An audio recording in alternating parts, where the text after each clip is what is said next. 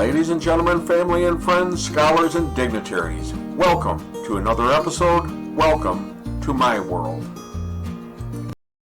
Hello, friends. So, I want to take a different point of view today from what most people think about divorce. I believe that divorce is a no-win scenario. I believe that it destroys families. Of course, we all know that, but it also destroys children, and sometimes for the rest of their lives.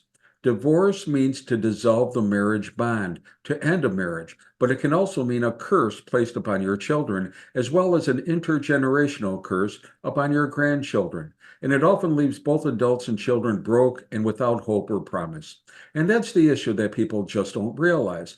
Divorce is forever, but then so are the consequences. And often the consequences are far more negative than the positives. A wedding vow is a solemn oath, an oath of loyalty and love for life. It usually takes some form of quote, I take you to be my husband or wife, to have and to hold from this day forward, for better or worse, for richer or poorer, in sickness and in health, to love and to cherish until we are parted by death. This is my solemn vow. This is a promise that essentially you will do everything in your power to nurture and protect your family and put your family above any and all material or personal needs or wants or vices. Today, however, many couples prefer the more modernistic and temporary vow. Quote, I take you to be my life partner and for all it gives, for as long as our love shall last.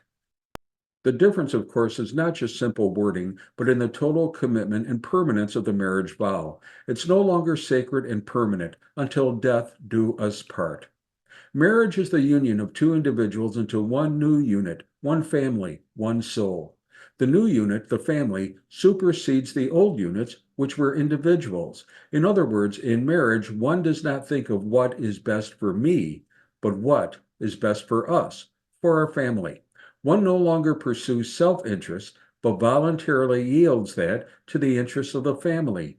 One does not pursue pleasure, fun, drinking, drugging, or other sexual conquest because now the integrity of the family reigns supreme, and the goal of a spouse is to protect and guide that new family unit from all unhealthy and destructive forces.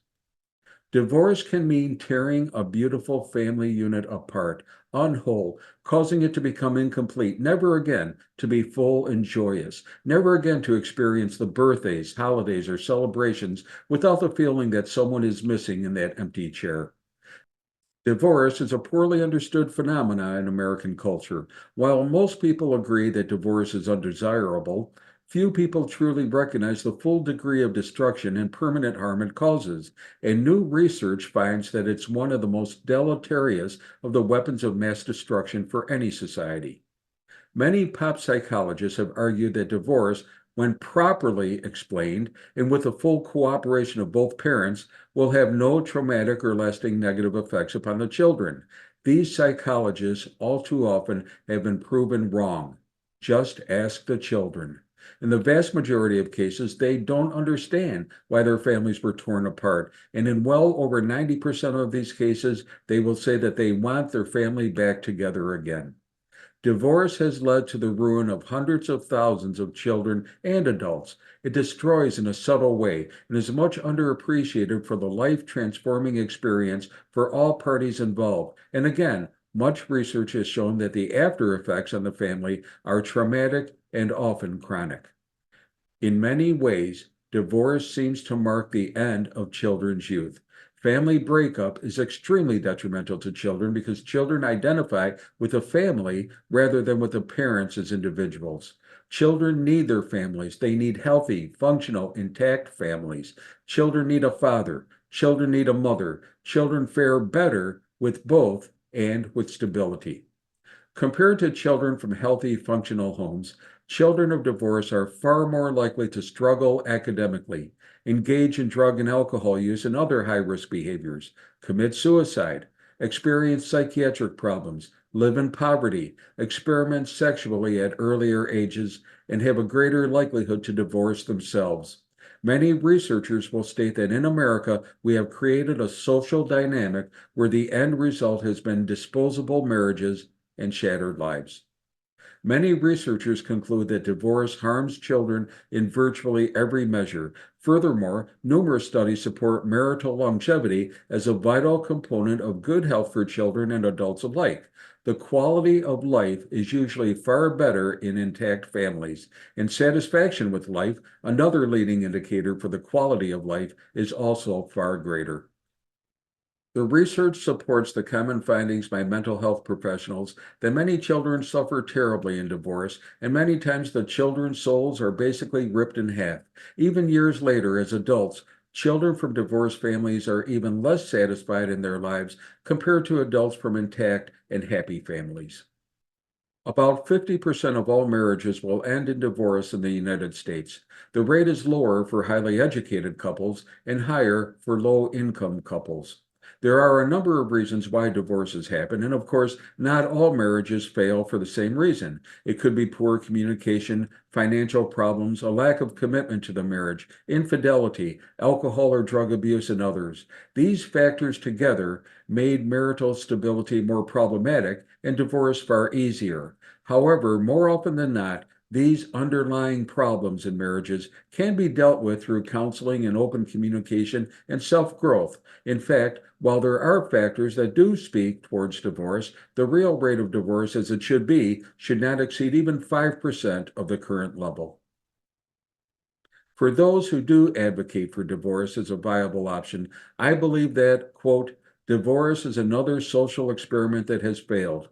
Some 50 years of study found that the decline of the two-parent married couple family results in a host of personal and social problems, not least of which include poverty, educational failure, unhappiness, emotional problems, isolation and exclusion, and even antisocial behavior for thousands of men and women. And again, especially affected are the children of divorce, the CODs. Research shows that 63% of youth suicides are from fatherless homes. 90% of all runaway children are from fatherless homes. 85% of all children that exhibit behavioral disorders come from fatherless homes. 80% of rapes motivated with displaced anger are from men who come from fatherless homes. 71% of all high school dropouts come from fatherless homes, and 85% of youth in prison are from fatherless homes. Especially important findings in that currently nearly 2 of every 5 children in America do not live with their fathers. Other researchers found that the younger the child is at the time of the divorce, the greater the impact. Divorce is also intergenerational. Children fail to successfully learn how to navigate through all the boundaries and obstacles of marriage. They learn that rather than cope, they can just opt out, like mother or father did. And this sets up a very negative cycle. A final point to consider is that divorce is all about the rights of adults. It's rarely about the rights of children, who again, in the vast majority of cases would say, quote, no, I do not want to be torn apart and have a split and chaotic life from this point on. No, I do not want to be separated from either parent. Divorce is too often based upon adult pride, ego, and needs without consideration of the rights of the children. Children need their families, and they have the right to have a healthy, functional, and intact family. The family is a critical cornerstone of society, perhaps even the most critical cornerstone. And healthy families bring strong stability and blessings to all society. The truth is that divorce and the dissolution of families remains one of the strongest of the weapons of mass destruction for America. It's best for all of us to try to find a way to prevent divorce. Hey, be safe, be well, and may God bless you and your family.